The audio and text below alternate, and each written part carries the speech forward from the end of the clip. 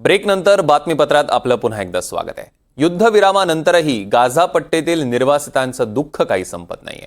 19 जानेवारीपासून युद्धविराम सुरू झाल्यापासून 5व्यांदा युद्धकैद्यांची सुटका झाली आहे। मात्र आपल्या प्रियजनांना भेटण्यासाठी आतुर झालेल्यांचा प्रक्षोभ काही संपत नाहीये। बघूया।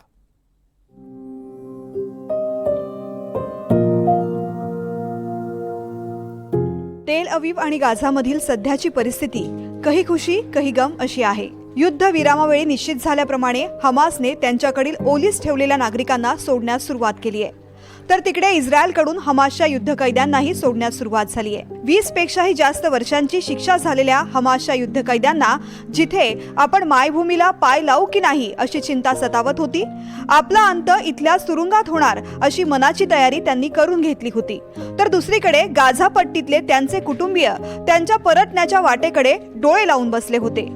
तशीच परिस्थिती हमासनं ओलीस ठेवलेल्या नागरिकांच्या घरीही होती।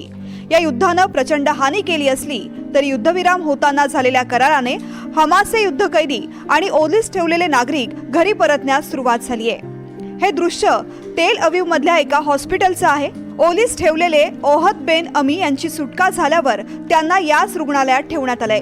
त्यांना भेटण्यासाठी त्यांच्या मुली आतुर झाल्या होत्या। त्यांनीही मुलींना पाहता क्षणी मिठी मारली। 16 महिने ते हमासच्या ताब्यात होते।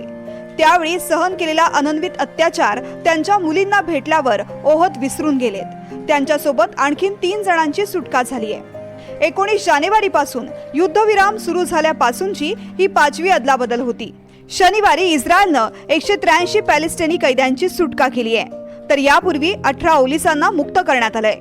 त्यातील काहींची स्थिती अतिशय खराब आहे, ते अशक्त दिसतात। त्यातील 7 जणांना रुग्णालयात दाखल करावं लागलंय। त्यामुळे लोकांच्या मनात रोष आहे।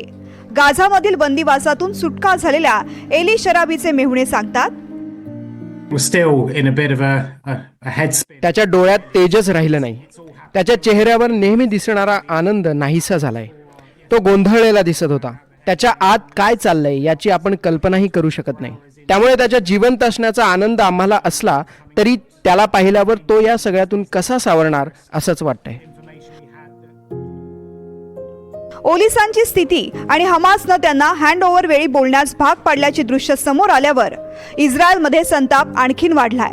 पंतप्रधान बेंजामिन नेतन्याहूंनी तर थेट स्पष्ट केलंय की ते पुन्हा युद्ध सुरू करायला मागे पुढे पाहणार नाहीत।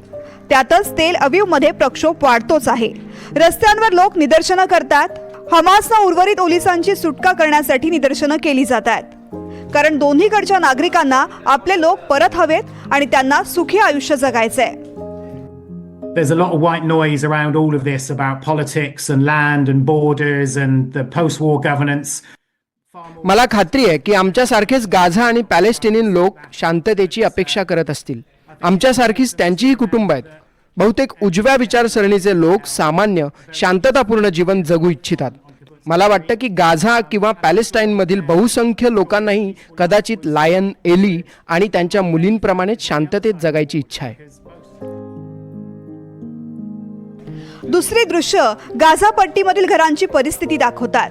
पॅलेस्टाईनींना उत्तर गाझामध्ये परत येण्यासाठी इस्रायलनं नेत्झारिम कॉरिडॉर उघडला।